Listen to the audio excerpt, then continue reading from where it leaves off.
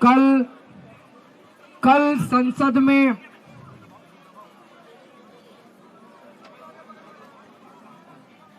संसद में देश के गृह मंत्री अमित शाह जी ने बाबा साहब अंबेडकर का बहुत अपमान किया,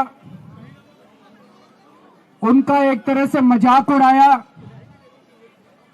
उन्होंने कहा अंबेडकर अंबेडकर अंबेडकर कहने से कुछ नहीं होगा, इससे अच्छे भगवान का भजन करो तो हो सकता है स्वर्ग मिल जाए। पहली चीज मैं अमित शाह जी को कहना चाहता हूं, देश के करोड़ों करोड़ों करोड़ों दलितों, गरीबों, कुचले हुए लोगों, पिछड़े लोगों, वंचितों, उनके लिए बाबा साहब अंबेडकर भगवान से कम नहीं है। मरने के बाद तो पता नहीं स्वर्ग मिलता है कि नहीं मिलता, लेकिन आज इस पृथ्वी के ऊपर ऐसे करोड़ों करोड़ों वंचित आज जिंदा हैं, क्योंकि बाबा साहब अंबेडकर ने उस संविधान में उन्होंने जीने का और रहने का अधिकार दिया।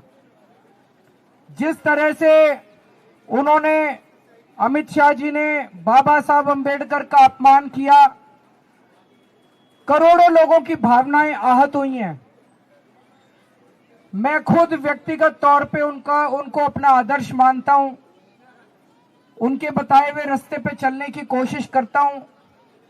जब भी कभी जीवन में मुझे कठिनाई महसूस होती है, उनकी जीवनी उठा के पढ़ लेता हूं। उनका संघर्ष हमें प्रेरणा देता है।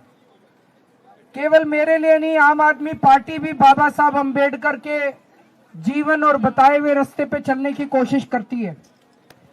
और मेरे जैसे करोड़ों लोग हैं जिनके आदर्श हैं बाबा साहब अंबेडकर, उन सभी करोड़ों लोगों की भावनाओं को आहत किया है अमित शाह जी ने।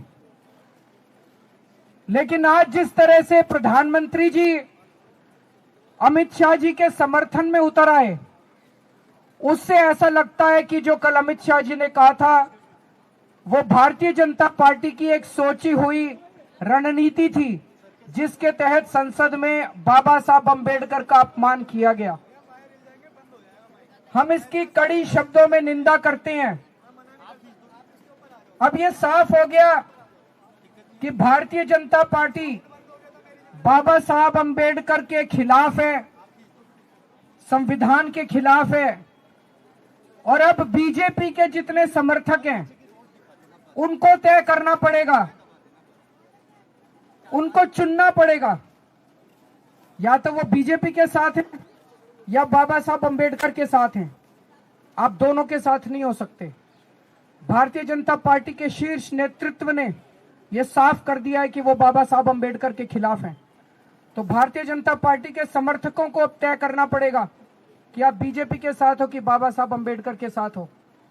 हम मांग करते हैं कि अमित शाह जी के खिलाफ सख्त से सख्त कार्रवाई की जाए, ताकि जितने लोगों में रोष है वो रोष खत्म तो नहीं हो सकता, लेकिन वो गुस्सा कम हो सकता है अगर उनके खिलाफ सख्त कार्रवाई की जाएगी। तो हम देश के कोने कोने में इस संदेश को लेके जाएंगे, इस बात को लेके जाएंगे कि किस तरह से भारतीय जनता पार्टी और किस तरह से उनका शीर्ष नेतृत्व बाबा साहब का अपमान कर रहा है।